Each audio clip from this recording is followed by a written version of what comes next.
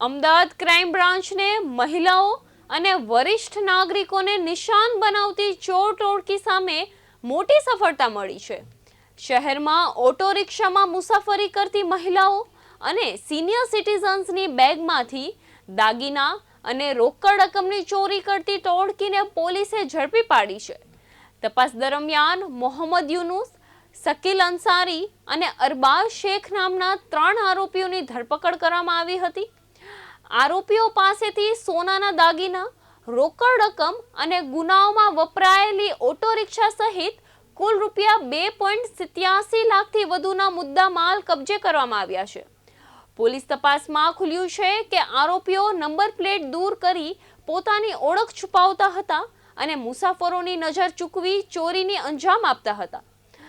Crime બ્રાન્ચે આરોપીઓને ધરપકડ કરી વધુ પૂછપરછ શરૂ કરી છે।